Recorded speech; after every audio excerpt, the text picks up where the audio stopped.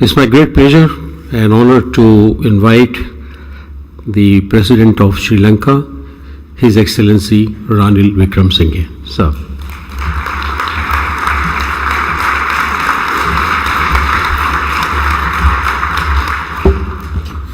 The Foreign Minister of Australia, His Honourable Penny Wong, External Affairs Minister of India, Honourable Dr. Subramaniam Jaishankar, Minister of Foreign Affairs of Singapore, Honourable Dr. Vivian Balakrishnan, Foreign Ministers of the representative countries, Secretary Generals of the representative organizations, of course, Ram Mahadeva and the Indian Foundation, Excellencies, representative of think tanks, distinguished guests.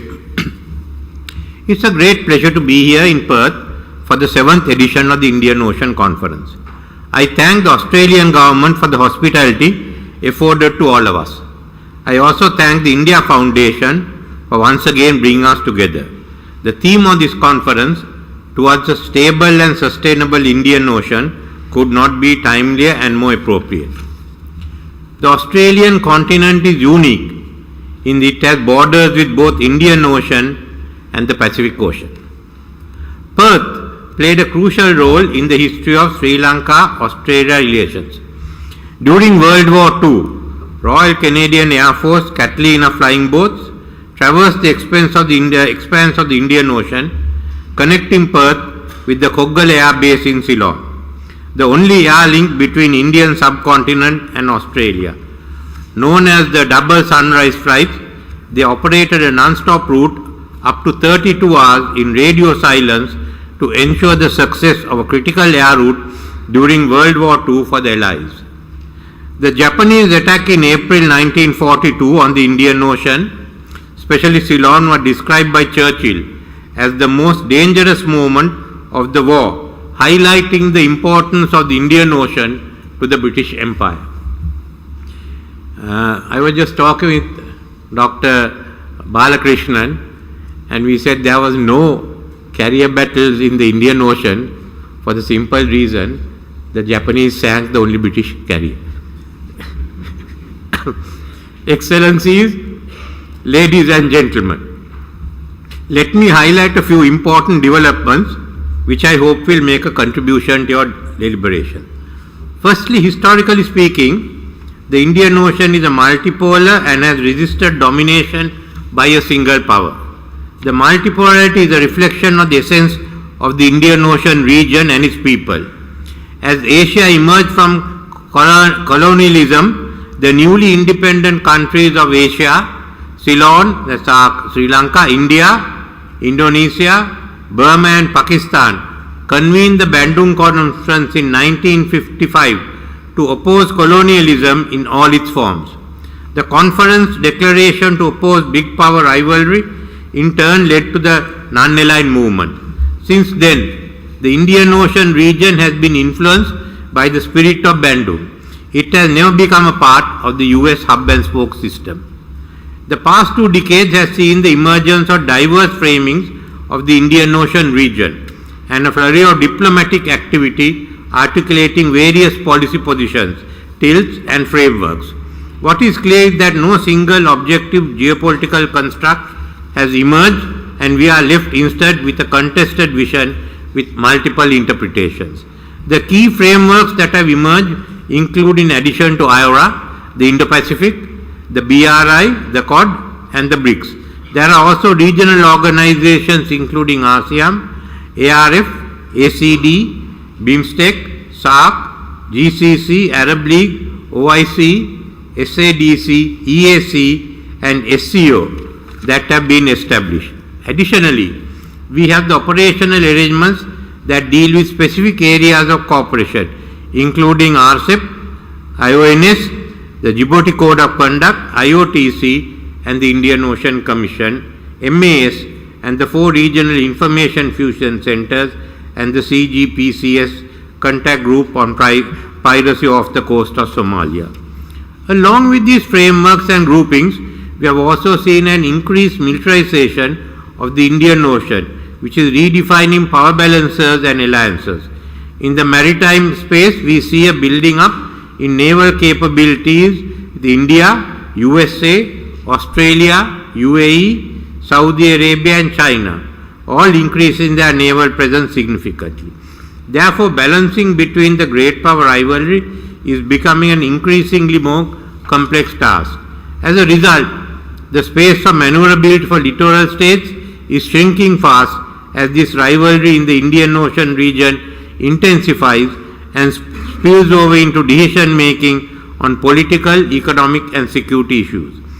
The probable question to choose one over the other is perennially hanging over us. Secondly, the geopolitical developments has resulted in increase in the strategic importance of the Western Indian Ocean that was not foreseen 4 years ago. This is in turn shifting the geopolitical emphasis towards the Indian Ocean. The Ukrainian war and the consequent Western sanctions on Russia has resulted in the resource-rich economy finding new markets in China and the Western Indian Ocean. For example, Russian crude oil is refined in Gulf refineries. Dubai has replaced London as the financial center for the oligarchs. Russia has developed a closer friendship with Iran, which is an important source of supply for drones. Russia is carrying on naval exercises with Indian Ocean countries including Myanmar and South Africa. China itself has played an active role in healing the rift between Iran and Saudi Arabia. Iran, its allies have become important players in West Asia. The Shanghai Cooperation Organization with India, Pakistan and Iran as members have the Western Indian Ocean as its outer limits. The ill-advised judgment of the US in supporting the Gaza war will diminish its influence in the region. The hostility of the countries forming the Islamic Arc in the Indian Ocean will prevent any close rapprochement with USA for some time. The Russian, Chinese and Iranian strategies are successfully biting at the US hegemony, thereby further weakening the US. The Indian Ocean stability therefore requires an early end to the Gaza war, followed by A, the establishment within 5 years of an independent Palestine state, and B, guarantees for the security of the state of Israel. Thirdly, the recent attacks on commercial vessels by Yemen-based Houthi rebels is a challenge to the freedom of navigation. We have to ensure access and mobility in Suez Canal, the Red Sea, Bab el-Mandeb and the Gulf of Aden. In addition, we are also faced with threat of Somali pirates once again. The safety of undersea cables and critical infrastructure are also facing additional threats.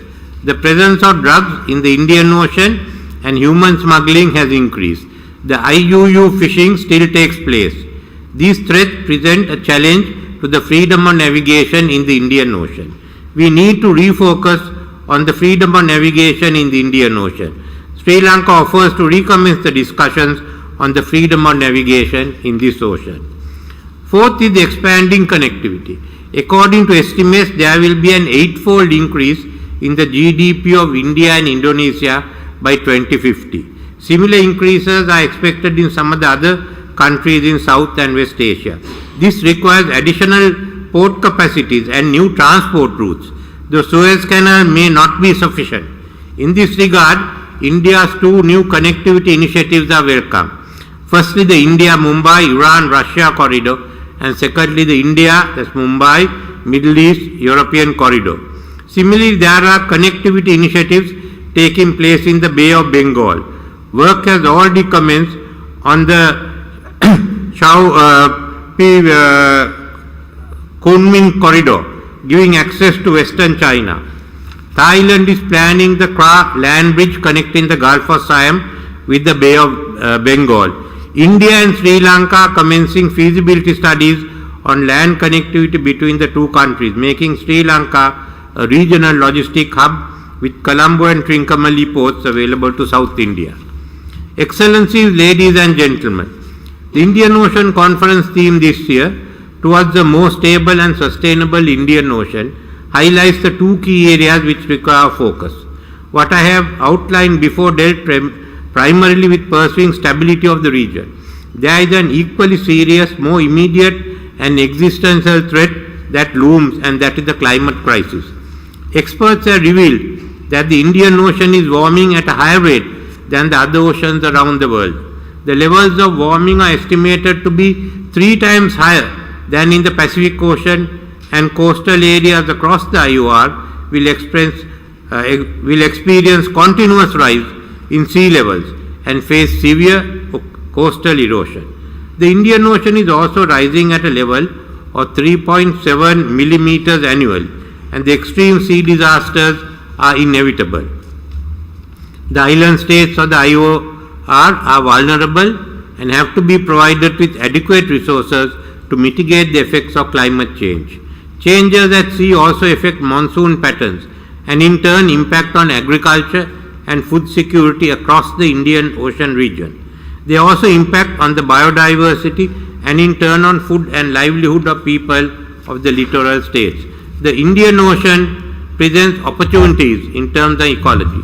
Not only is it the biggest sink for carbon, but it also provides potential for mitigating the climate crisis through offshore wind, solar and wave energy. Through seaweed farming and mangrove cultivation, we can increase the sequestration of carbon. Sustainable exploitation of our ocean resource is critical for our survival, as the ocean provides for our future. At COP28, Sri Lanka proposed 3 key initiatives: the Tropical Belt Initiative, including the Indian Ocean, the International Climate Change University, and the Climate Justice Forum. As the current chair of the Indian Ocean Rim Association, Sri Lanka is focusing on the interdependence between the Indian Ocean and climate change. The Climate Change Justice Forum aims to accelerate financing of losses and damages and includes debt justice as an essential component of the overall solution. Any proposal of mitigation and adaptation intervention must take into account the debt component faced by climate vulnerable and developing countries. Excellencies, ladies and gentlemen, we are living in an uncertain times. The stability we had taken for granted since the end of World War II and the Cold War is unraveling. Globalization is being challenged, as is multilateralism. The climate crisis is affecting prospects for trade and economic development around the world. It is impacting on food security, livelihoods, supply chains, biodiversity and maritime transportation. Either we can wait for global development to dictate our fate or unite so that we may chart our own course. Creating a safer ocean environment by building confidence and predictability among users and enhancing ocean situational awareness will be key to maintaining peace and security in the Indian Ocean. The main platform that can undertake this important task is the Indian Ocean Rim Association. Ensuring a peaceful and secure Indian Ocean would facilitate sustainable use of oceans for the economic and social benefit of coastal and littoral states. An overarching architecture for the Indian Ocean that deals with critical issues is required. The basis for such a structure is already in existence, including the United Nations Conventions on the Law of the Sea and the recently adopted BBNJ agreement in 2023 on the conservation and sustainable use of marine biological diversity of areas beyond national jurisdiction or the High Seas Treaty. A code of conduct on freedom of navigation and overflight and unimpeded commerce and similar guiding principles on dealing with the climate crisis and the sustainable use of the Indian Ocean are necessary. Only the leaders of the Indian Ocean countries can ensure that these measures are translated to the creation of an overarching regional architecture for the Indian Ocean region. Therefore, the responsibility lies with us. I thank you.